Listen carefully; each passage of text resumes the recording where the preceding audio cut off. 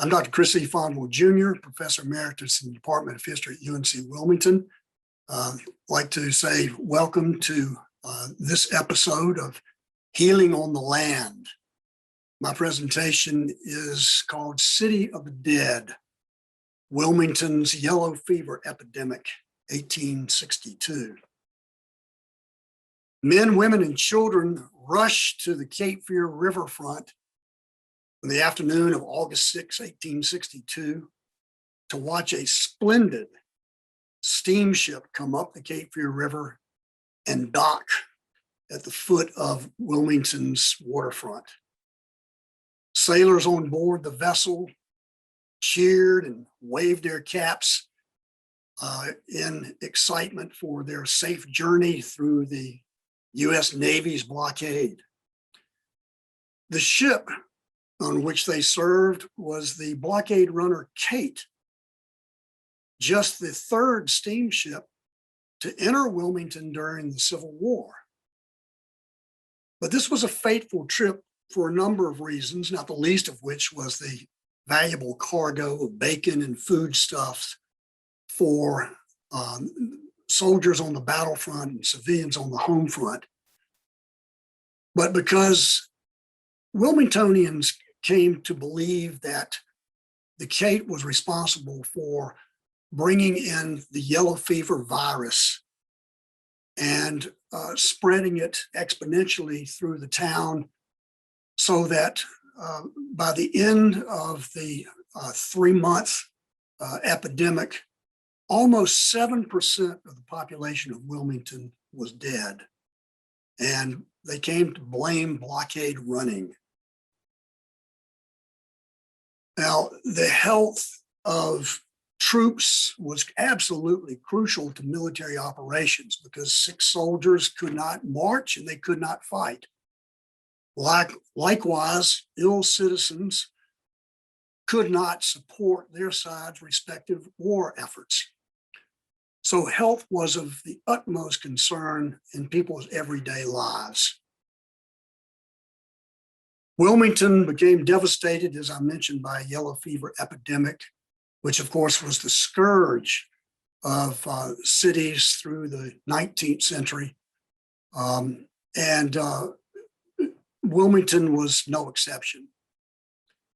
In 1860, Wilmington was North Carolina's largest city, its busiest seaport, and the main railroad hub. It had many magnificent public buildings like City Hall, Thalian Hall, as a testament to the great wealth in Wilmington. Many fine private residences like that of John D. Bellamy on Market Street.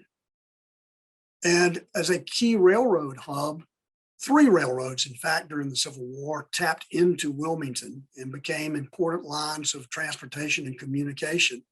And in fact, the Wilmington and Weldon Railroad, seen here, became a main artery of supplies for the Army of Northern Virginia under the command of General Robert E. Lee. Now, during the war, Wilmington became the Confederacy's principal seaport by 1863, and I argue, at least, its most important city by late 1864. By 1862, Confederate commerce vessels called blockade runners began trading regularly at southern seaports, smuggling vital military arms and equipment for soldiers on the battlefront, as well as domestic products for civilians on the home front. This was the response to President Abraham Lincoln's establishment of a naval blockade in the spring of 1861, trying to deny the agrarian South, devoid of the industrial capacity to meet its wartime needs, from trading with Europe, and particularly with Great Britain, which became the Confederacy's main trading partner.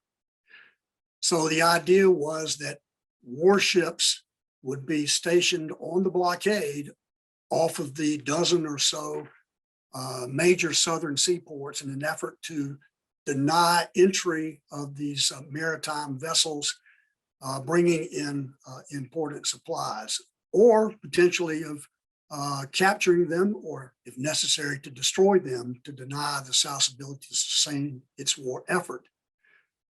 Now, the implementation of the blockade faced legal questions, just exactly what was a blockade. As it turns out, it was an act of war, according to international law, between two belligerent nations. But the Lincoln administration denied Confederate sovereignty.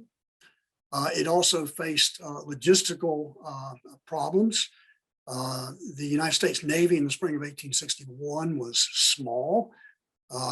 It had to cover almost 3,600 miles of shoreline from the Virginia Capes to the Florida Keys to the Texas-Mexico border, and about a dozen major seaports, including Norfolk, Virginia, New Bern and Wilmington, North Carolina, Charleston, South Carolina, Savannah, Georgia, Pensacola, Florida, New Orleans, Louisiana. So this would present logistical challenges, to be sure. In fact, at the start of the war, there were only about a dozen steamships, because this was a period of transition from sailing vessels to steam-propelled vessels.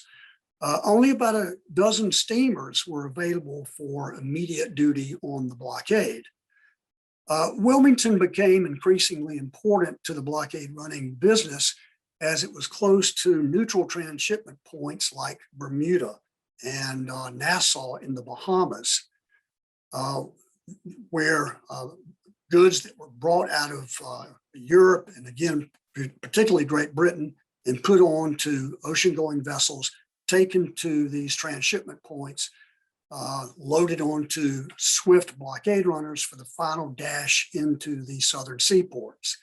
Charleston was the main blockade running seaport on the Atlantic seaboard, and then New Orleans along the Gulf Coast.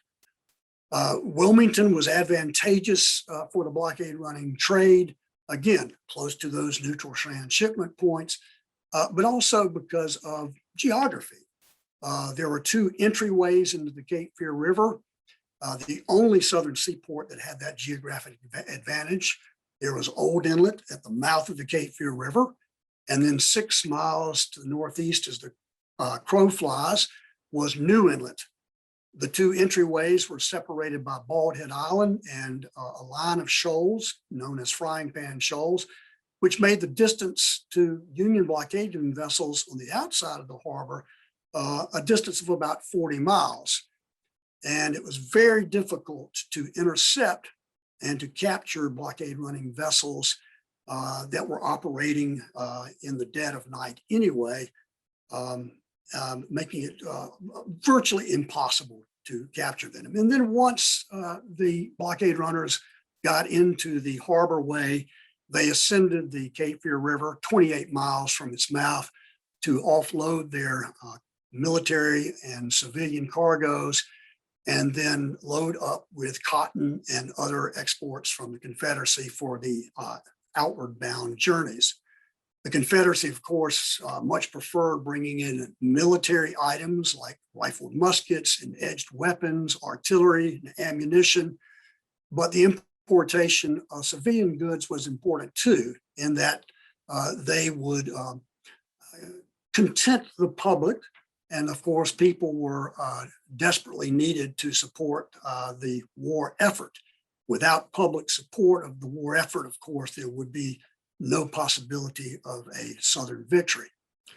Now, while these ships, and for the first 2+ years of the war, most of these ships, these Confederate commerce vessels that attempted to run through the blockade, and thus are called blockade runners, were not only bringing in vital military and domestic products, but they also had the potential for bringing in contagious diseases, and often lethal contagious diseases, as this Wilmington Daily Journal entry from August 29th, 1862 says, that vessels running the blockade from tropical latitudes are just as likely to introduce yellow fever and other contagious diseases as they are to bring in useful goods.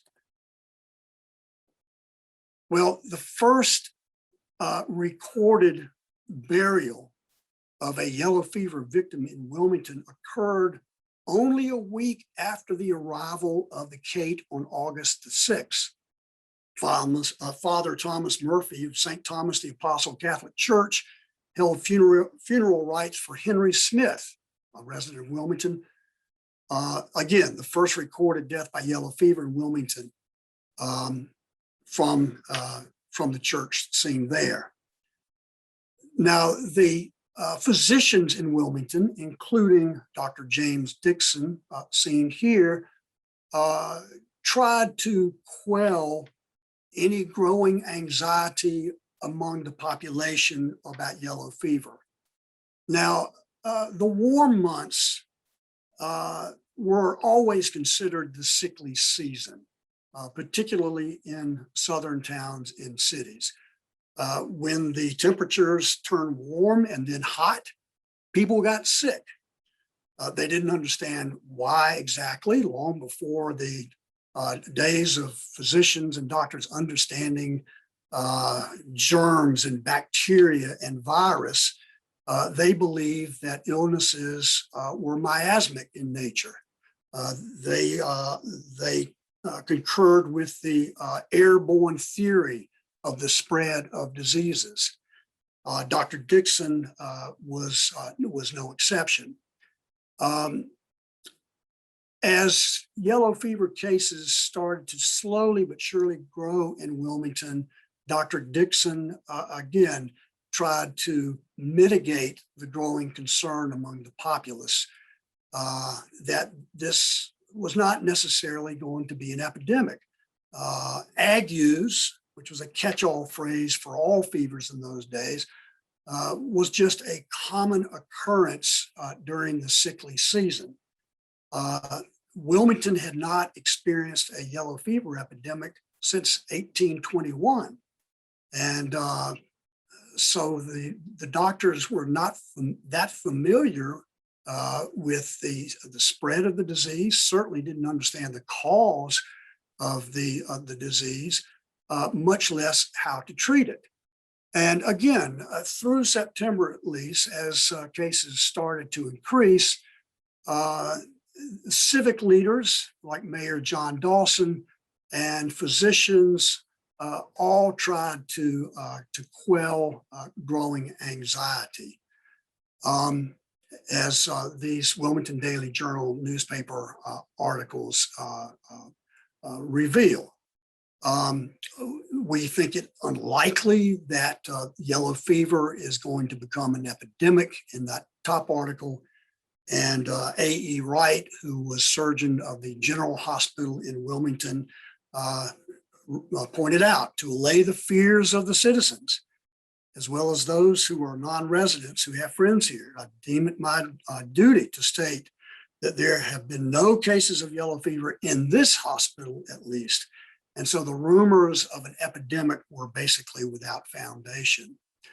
Nonetheless, ladies of Wilmington donated resources to local hospitals in an effort to assist physicians where needed, where resources were often scarce because of the Union blockade. And among those would be ladies of the Ladies Aid Society, whose president was Mrs. Armand John Derazette, whose husband was a local physician, as well as a investor in the blockade running trade. By late September, the newspaper was starting to, along with the people growing, increasingly concerned about the number of cases. And while they are saying that the physicians are not gravely concerned yet, James Fulton, the publisher and editor of the Wilmington Daily Journal, did suggest that, well, the disease may not be growing exponentially, but it is not decreasing either. And ironically, the weather, of course, was a point of contention and interest among Wilmingtonians. The summer had been a particularly rainy and very humid one. And it was so warm and humid that the newspaper reported that mosquitoes are very numerous. But doctors did not connect the dots. They did not know that the Aedes aegypti mosquito was actually the insect responsible for transmitting the virus. So they're talking about how humid and wet the summer has been, and the mosquitoes are out and about and biting, but they never even considered that mosquitoes were the ones that were transmitting the virus. In fact, James Fulton tried to make light of the mosquito population, calling them Yankee mosquitoes. A new mosquito has been invented recently in these parts, he reported in the Wilmington Daily Journal. This mosquito, while screwing in its bill, sings Yankee Doodle, and other anti-Confederate airs through its hind legs. But the deaths continued to increase.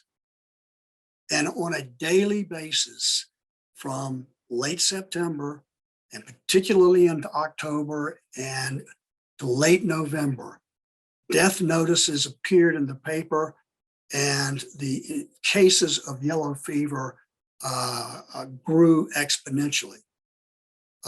One of the first early big losses was that of Louis Rambert, who ran a chemistry, an apothecary, a drugstore in Wilmington. And the last thing that Wilmington needed was to lose physicians and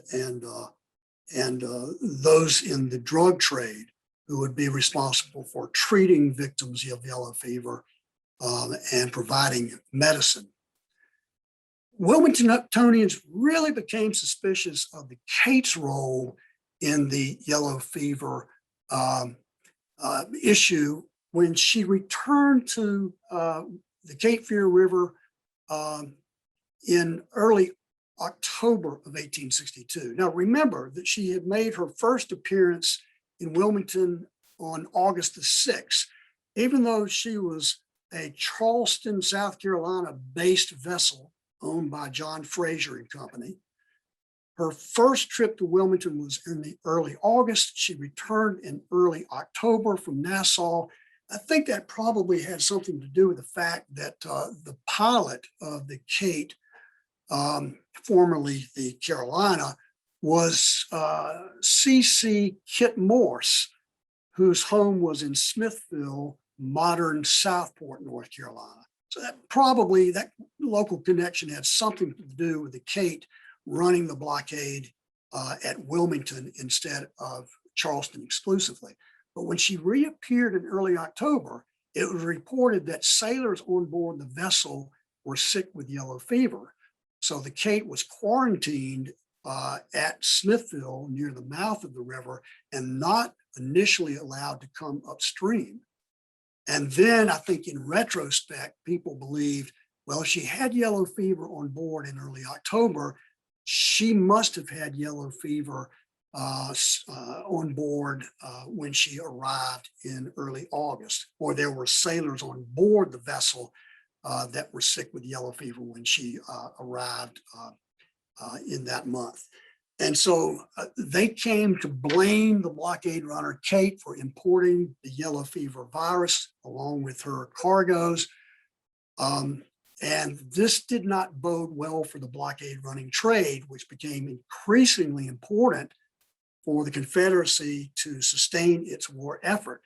The maritime trade with European nations, and particularly Great Britain, became vitally important for the sustenance of soldiers and armies on the battlefront and civilians on the home front, and now is getting a bad reputation for importing not just these cargoes, military cargoes, but also contagious diseases.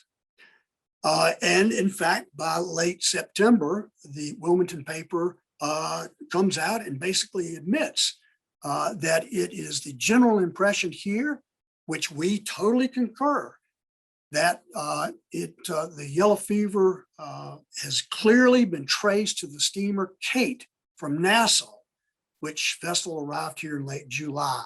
That was incorrect. She actually arrived in early August, but it was certain that there was a yellow fever outbreak in Nassau that summer.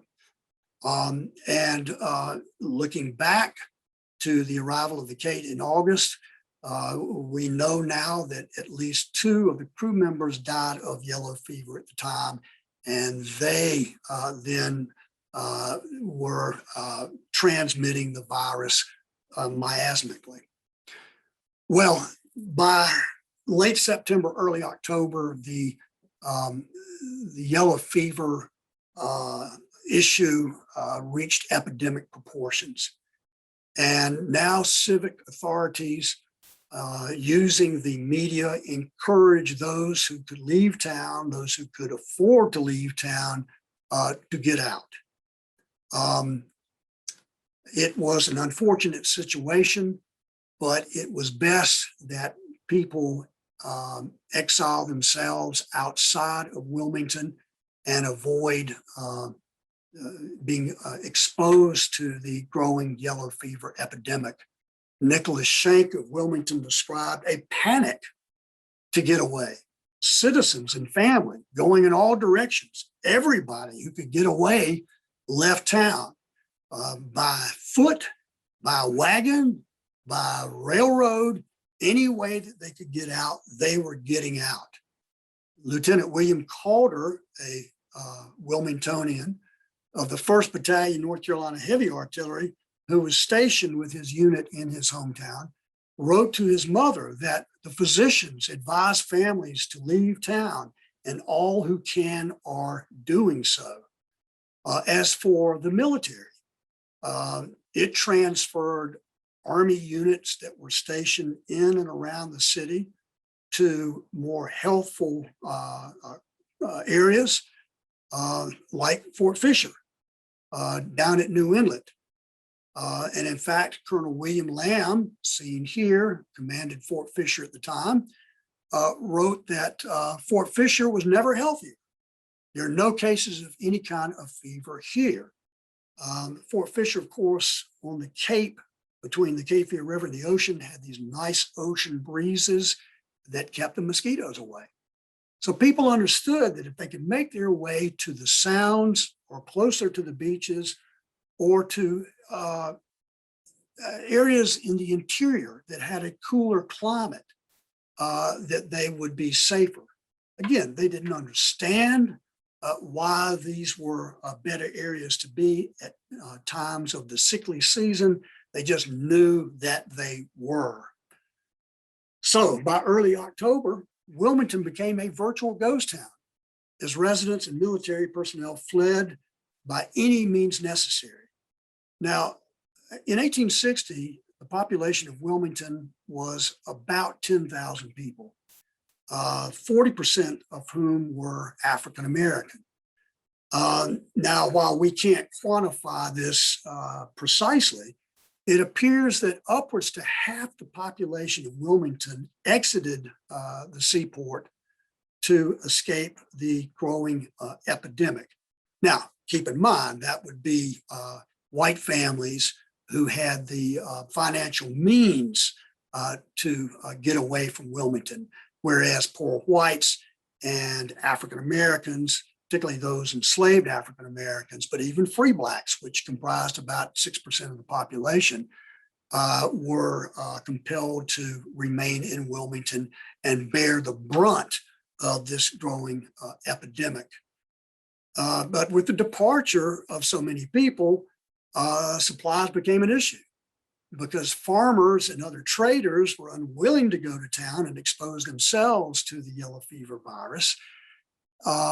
And so supplies for civilians, medical supplies for pharmacists and physicians became a real issue.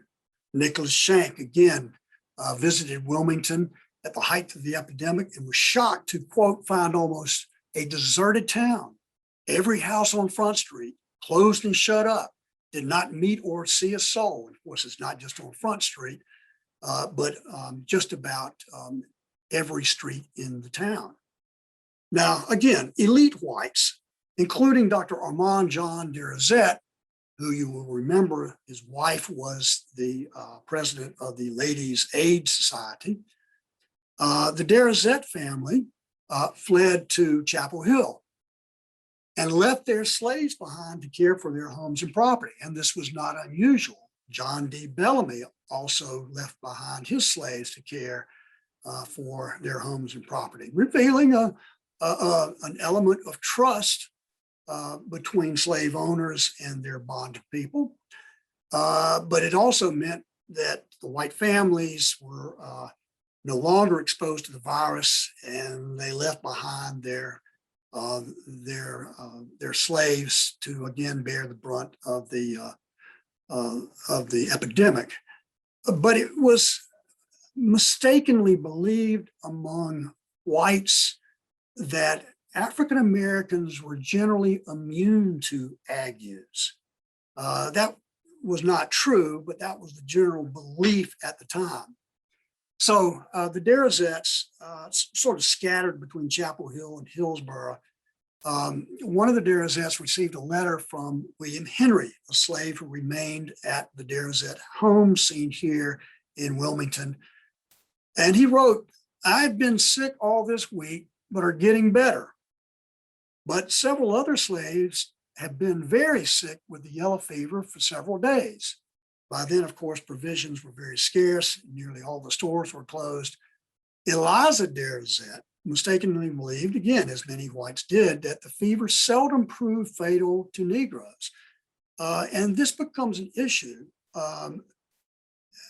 quantifying the impact of the yellow fever epidemic on African Americans, because the epidemic in the African American community went either underreported or unreported altogether. So we don't know the casualty rate in the Black community during this devastating epidemic, which, by the way, turned out to be the worst yellow fever outbreak in the South during the Civil War.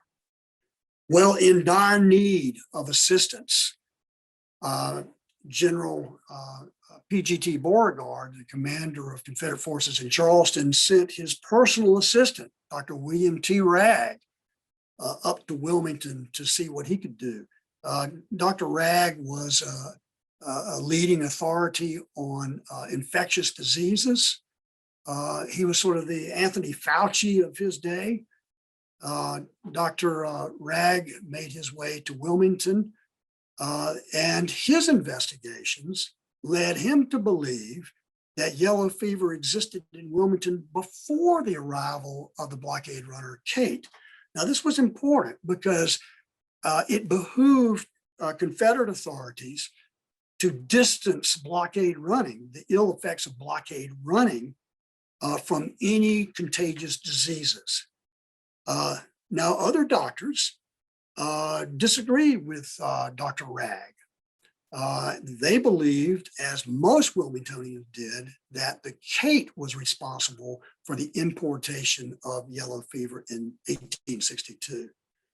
Nurses and those nurses from the Convent of Our Lady of Mercy of Charleston, Sisters of Mercy, as they were known, came up to Wilmington at about the same time to provide their services to Wilmingtonians who were sick and dying of yellow fever. And Mayor Dawson very much appreciated all the assistance that the Confederate authorities were willing to provide. Again, the causes of yellow fever were unknown at this time when doctors believed in the airborne theory of diseases, the spread of diseases. So the causes, they believe, these noxious, pernicious vapors came from offal and garbage and the rotting carcasses of dead animals, stagnant water, which was abundant in the Wilmington area, lots of low-lying bogs and swampy ground. Across the river from the Cape Fear, or across the Cape Fear River from Wilmington, was Eagles Island, which was an old rice plantation, thousands of acres of low-lying area that was inundated with stagnant, brackish water, but perfect breeding grounds for mosquitoes. Though doctors never made the connection.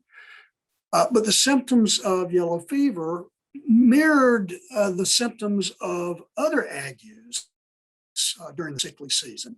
A victim would get fever, chills, aches, headaches, but the long-range effect would be the failure of kidneys, liver, and of course the shutting down of the liver led to a jaundice. Your skin would turn yellow, your eyes would take on a yellowish tone. And then in the last days of the fever, a victim would experience internal hemorrhaging and vomit a black vial that was a signal that the end was near. Now, how to treat yellow fever was just a guessing game. The quote is, medicine does little for yellow fever. Well, they understood that. No matter what medicine they gave to victims of yellow fever, it didn't work. Nursing, however, does much. So suggestions for treatments range from catnip tea, light broth, light chicken broth, well-baked biscuits. I would have loved that. I like my biscuits well-baked. Rest, quiet, foot massages and baths. Interesting one. Take a cloth patch and soak it in gas tar and put it on your chest. And what Dr. Ragg was using that did have modest success was using quinine. But quinine, of course, was in very short supply because of the Union blockade. Now, this is just an article in the Wilmington Daily Journal in mid-September that talks about a treatment for yellow fever. For some reason, they thought that people who worked in and around the gas companies that ran gas lines, natural gas lines to the homes of wealthy Wilmingtonians, that you take a mixture of half tar and half oil, sweet or peanut oil preferred, and soak a cloth with it, and then 6-inch square, moisten it with that tar, and then put it on the upper part of your chest next to the skin. And that was one of the suggested treatments. Of course, it didn't work, but again, they were trying anything and everything to treat the virus. Sadly, one of the early victims of the yellow fever epidemic in Wilmington was Dr. James Dixon. He had been encouraged by his family and friends to leave Wilmington, as so many white Wilmingtonians had done, but he was determined to stay and treat the victims as best he could. But he died, he came down, he contracted the virus and died on September the 28th, 1862. Another hero in the fight of yellow fever in Wilmington was the Reverend Robert B. Drain of St. James Episcopal Church, who died just 2 weeks after Dr. Pritchard did. And again, he remained behind to minister to those victims who were unable to leave Wilmington. And he paid with his life as well. And again, on a daily basis, the newspaper, which eventually shut down for a couple of weeks and then started issuing a one-page update, kind of a diary, a day-to-day diary of the growing epidemic in Wilmington, would print death notices. And for example, here in mid-November, even though the deaths were a month earlier, Margaret Bell, John Fergus, they died of yellow fever. And Mrs. John H. Wood, who was the wife of a very prominent constructor, or what we would call an architect today. And look at this, from November the 19th, in early November, look at the number of family members who died from the Broughton family. Mr. A.B. Broughton, but also Talcott Broughton, only 3 years old. John Broughton, only 6 years old. Mary Broughton, 41 years of age. So the yellow fever was devastating entire families, many of them buried in Wilmington's main cemetery, Oakdale, at the end of 15th Street. But deaths were occurring so rapidly, by some accounts, more than 15 people a day were dying, that even coffins became in short supply. Coffins cannot be obtained as people die. Drip, drip from the leaden sky, death and sickness all around. It became difficult to give people proper burials, and so they were actually burying them in mass or communal graves in Oakdale Cemetery, in public grounds as they were known. And one section of Oakdale Cemetery, which was then on the backside of the cemetery, to this day is known as Yellow Fever Hill, because of the more than 400 people who are buried in this area in mass or communal graves, trenches, and very few of the graves have markers or gravestones noting who is buried in those graves. As a result of the epidemic, other towns and cities in North Carolina banned exiles from Wilmington into entering their communities.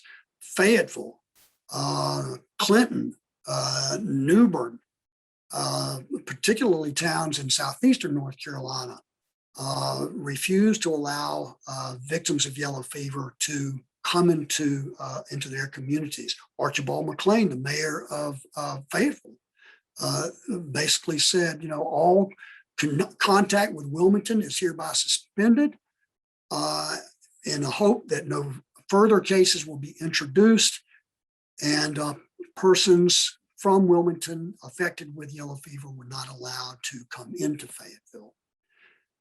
Now, why didn't Union military authorities take advantage of the situation? After all, by the spring of 1862, Federal Army and Navy forces had captured and occupied 2/3 of the coastal plain of North Carolina. They had the Outer Banks, they controlled Albemarle and Pamlico Sounds, they controlled all of the Sound towns and cities within 50 miles of Wilmington, from the Virginia border all the way to White Oak Swamp, just above Wilmington. Union Army and Naval forces controlled. So why didn't they take advantage of the opportunity to attack Wilmington, which was becoming increasingly a major seaport for the Confederacy? Yellow fever has broken out in Wilmington and bids fair to become an epidemic.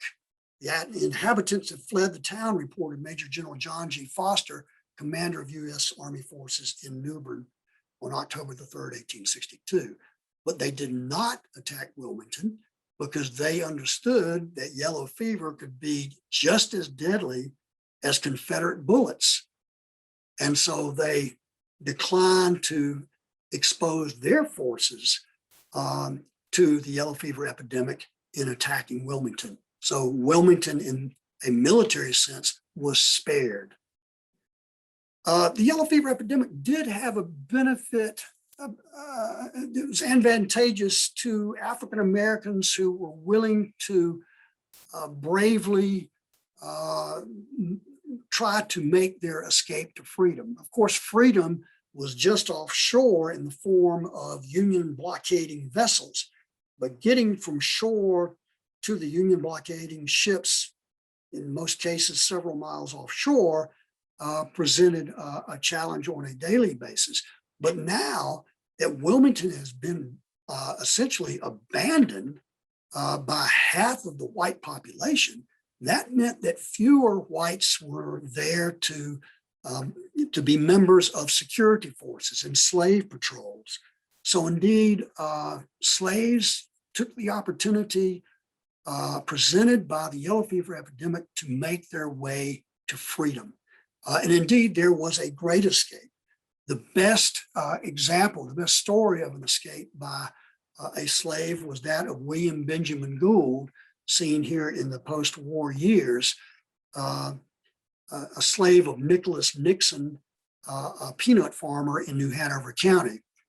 But African Americans, as I mentioned, comprise more than 40% of Wilmington's population, and more than any other Black community of any other North Carolina urban community, including Raleigh and Fayetteville and New Bern. Mr. Gould had been hired out by his owner as a plasterer and worked at the Bellamy Mansion in downtown Wilmington. But on the night of September the 21st, just as the yellow fever was starting to enter its epidemic portions, he and 7 fellow slaves launched a boat at the foot of Orange Street and then rowed the entire length of the Cape Fear River, 28 miles from Wilmington, to the mouth and escaped through Old Inlet. Now, Old Inlet, of course, was blockaded by Union warships, but that meant freedom if enslaved African Americans could make it to them. And early on the morning of September the 22nd, Mr. Gould and his comrades in that boat, and they had rowed. They did not put up a sail. A sail would have been easily spotted by Confederate sentinels along the river shores. But they rowed furiously, fast and furious, all the way down the Cape Fear River and were picked up by the USS Cambridge. And in defense of, quote, holiest of all causes, liberty and union, William Benjamin Gould joined the United States Navy. And as fate would have it, spent a time as a member of the Cape Fear blockading force. And this is from the logbook of the Cambridge, dated September the 22nd. And you can see in that inset of those who were picked up, William Benjamin Gould, his owner, Nicholas Nixon. At the time, they would have been viewed as contraband, but then they allowed Mr. Gould to join the Navy, and he served for the duration of the war in the United States Navy. Now, the Wilmington Daily Journal, which also had a weekly edition, just known as the Wilmington Journal, again, kept a daily diary of what was going on with the yellow fever in Wilmington. And here from November 1st, you can see just in the last week of October alone, that there were 116 new cases, 40 deaths, and this had been going on now since late September. When Major General W.H.C. Whiting arrived in mid-November to take command of the defenses of Wilmington, he reported back to his superiors that the yellow fever, which had desolated the city and stopped all work, had not yet ceased when he arrived. And then the same day that Whiting showed up, the Wilmington Journal gave a statement on the progress of the fever to date. And you'll notice that as of September the 19th, even though we know that as early as August the 13th, there were victims of yellow fever, deaths by yellow fever, Henry Smith, remember. So you could actually increase these numbers, but from September the 19th until November the 17th, there were 1,507 reported cases, and that's just in the city. Of those, 446 died, or roughly, what's that, about 30% of the reported cases. But then an unofficial city death count was made, believing that there were some 500 whites who had died. African Americans, we don't know. The estimate was that 150 died, but in all likelihood, many, many more of them passed away. Outside of town, 30, but there must have been many more who died in New Hanover County. What about Brunswick County, directly across the Cape Fear River? So in the end, the estimated death toll was 654 out of 1,507 reported cases. That drove the rate up to about 43% of those who contracted the yellow fever virus died. But you can bet that there were more cases and there were more deaths than we have, estimates for, particularly among the African-American population. So this was the most devastating yellow fever epidemic in the South during the Civil War. Newbern, 90 miles up the coast from Wilmington, would undergo a yellow fever epidemic in 1864, and more than 300 people there would die. And sometimes some historians have claimed that's the most lethal epidemic, yellow fever epidemic during the war, but that's absolutely not true. The most lethal yellow fever epidemic in the South during the Civil War was in Wilmington from August to December of 1862. Sadly, one of the last deaths that occurred on November the 13th, one of the leaders of the effort to mitigate the yellow fever epidemic was Pastor John L. Pritchard of Front Street Baptist Church, or what is today First Baptist Church. And he left behind a memoir, which was published, of his experience in fighting the yellow fever epidemic. James Sprunt, chronicler of the Cape Fear River, and a teenage crew member of the blockade runner Lillian, wrote many years later in Chronicles of the Cape Fear River, his book first published in 1914, that blockade running was both life-preserving and death-dealing for the Confederacy. So it helped the Confederacy sustain its war effort, but at the same time, it was death-dealing for the Confederacy because of cases like yellow fever.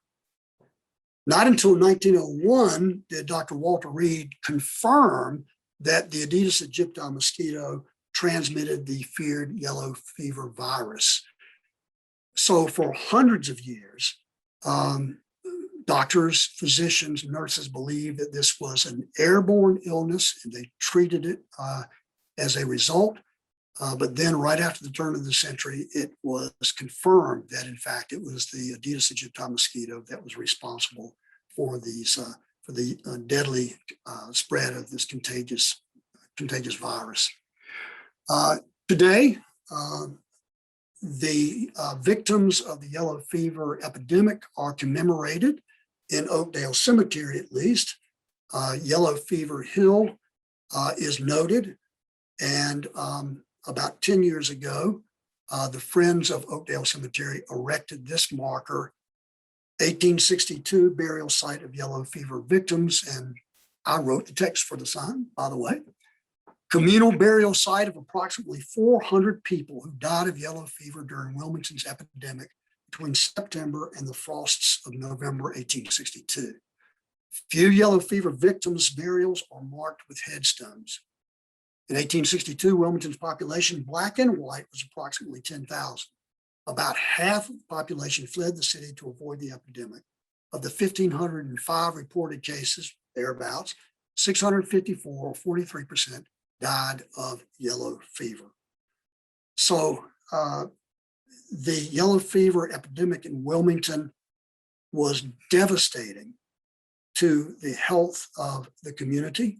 There would be significant reforms made as a result, in that civic authorities required that residents and citizens keep their properties clean and to pump out excess water from their basements, their cellars, and from in around their properties to do what they could. And in the end, it did work in that it denied mosquitoes potential breeding grounds, but they didn't understand that at the time. So it did lead to health reforms, but too late to help those at least 654 people who died of the yellow fever epidemic. Well, thank you for being with me. I have enjoyed it, and listen to the other presenters in this great series called Healing the Land. Thank you very much.